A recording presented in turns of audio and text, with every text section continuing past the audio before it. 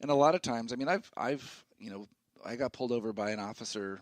I was trying to go check the surf, and he just said, "Oh, can we check your truck?" I'm like, "Yeah, sure, go for it." And so I made small talk with one guy, and while the other guy checked the truck, and I speak a decent amount of Spanish, and I just respectful and let them do their thing, and they're like, "Pásale, on your way." So I think that's the biggest thing is just being respectful, and I think there's a lot of good people down there, and well, they got a lot on their hands too. If you think about it. I mean, their officers are no different than ours. They're there to do a job. They want to do a good job, and they are looking for the respect of the position.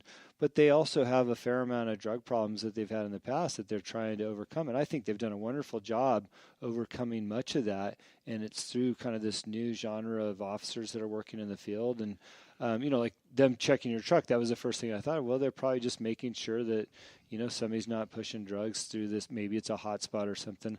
But, clearly you're good. Yeah. So adios. Yeah. Have a good time, amigo. And it's definitely, I mean, the advice that I would give to people is, don't do anything down there that you wouldn't do at home.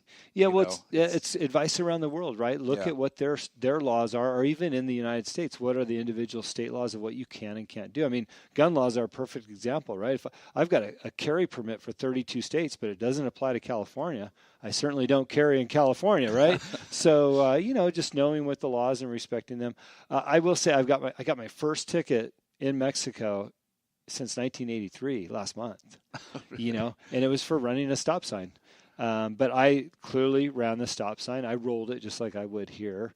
And, there was an officer right there. But he took me over to the station, which is what's supposed to happen. You follow them to the police station. By the way, everybody, if you get a ticket, usually you would follow the officer to the police station. You would go inside to a clerk. They would fill out a form, and you would pay whatever that form amount was. In my case, it was $20 for a ran stop sign.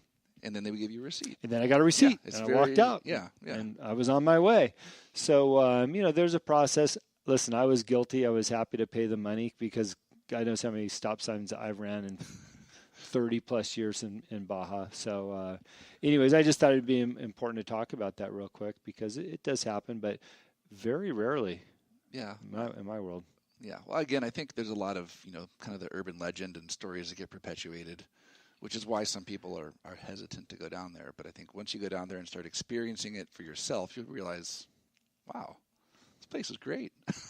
Yeah, speaking of which, another thing that people get pretty intimidated by in a hurry is the military presence down there. Oh, gosh, yeah. But when I see military down there, I feel even more secure because I know, A, they're looking for drug runners, cartels, or all these big things. Plus, it's their security of their country. Right. But I'll tell you, the military personnel I've met at the checkpoints have been some of the funniest, coolest, friendliest people down there, right? Yeah. No, and a lot of those guys, they're required to do a 2-year mandatory, what would you call it? Service? Yeah, 2-year mandatory service. So in a lot of ways, they're just trying to get through their 2 years and get back home. Yeah. And so we, a lot of times we'll pull up, Baja Bounds, we've got our own branded chapstick. A lot of times I'll get chapstick. Because they're in the sun all day. Especially on the Sea of Cortez side in the summer, like just coming north on this last trip. I mean, it was 108, on that stretch. Yeah. So giving, a couple cold waters, a little chapstick and a smile, if you've got nothing to hide, they're of no concern. A lot of them are really great people, like you said, and just trying to do their job and send you on your way. Yeah, minus the inconvenience of having to stop. But you should be traveling at a slower pace and enjoying the country anyhow. But they want to search your car because they're looking for drugs or something illegal. And like you said, if you're following the laws, you're not hiding anything, you're good. And it's nice to know that they're taking the time to search the vehicles at the level they are. I know when I bring people down that have never seen that, like, oh my gosh, that 16-year-old's he's carrying a machine gun, but they are responsible. And like I said, I get an extra sense of security though. So I thought it was important to bring that up. Before we kind of wrap this up, is there any big no-nos or things that you would recommend people just to be super careful of or not do, or any last advice that you would give people for traveling in Baja? Gosh, just be respectful, use common sense. Drugs are a big no-no. Driving drunk is a no-no, and it's actually drugs and drinking and driving will void your policy if you have an accident, by the way. Good. So, See, there's a good tip. Yeah. So you can't go down there and tear it up at a bar and crash your car. It's not going to be covered if you're drunk. Yeah, So. well, nor should it be.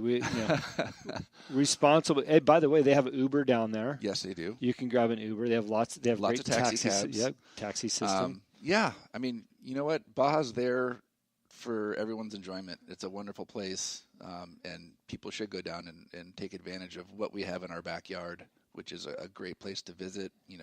Spend some time at the beach, go to the desert, see some of the historic sites. Just has a ton to offer. Yeah. And, great food, amazing wine. That's getting more amazing every year. Yeah, a lot of opportunity down there. By the way, you can't text and drive down there either. There's signs for that. So don't complain if you get a ticket for texting and driving. I'm warning you right now. Just like the States. Just like the States. But, the tremendous upside, like you just said, it's in our backyard. It's full of wonderment down there. The prices are really good. You can bring back a Bart Simpson, porcelain Bart Simpson from the border. Or a surfing monkey. I've got a collection of those. My daughter has many, many piggy banks from the border, which is amazing. Yeah, it's just a great culture. So, Geoff, I really appreciate you talking about BajaBound.com, your insurance services. We hope that people go down there. As I mentioned earlier, we're pro-tourism. I know you guys are as well, and you've built a business around it. And I'll speak for both of us. If anybody is interested in going to Baja, we can give you some tips on where to get the best tacos or some of those more popular surf spots, not the secret ones, wine tours, whatever you need. BajaBound.com has great resources, pre-trip resources. You can do your homework, and you're welcome to reach out to either one of us. You can reach me through all my social media, Jim Riley Racing on Instagram and Facebook, and BajaBound.com. You guys have an Instagram page too, right? We do. It's just BajaBound.com. Instagram.com/Baja Bound Insurance. Okay. And then again, you can contact our office as well. Basically, it's toll-free 888-552-BAJA, which is 2252.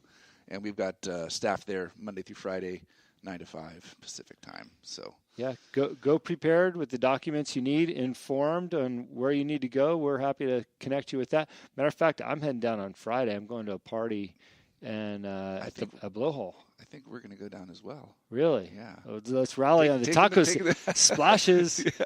Yeah. All right. Well, thanks for tuning in to the Baja Sessions portion of The Answer is Yes. If you like the show, tell a friend, subscribe on iTunes, iHeartRadio, and a whole bunch of other media. You can even find this on YouTube. So thanks again. I'm your host, Jim Riley. The Answer is Yes podcast. Thanks again.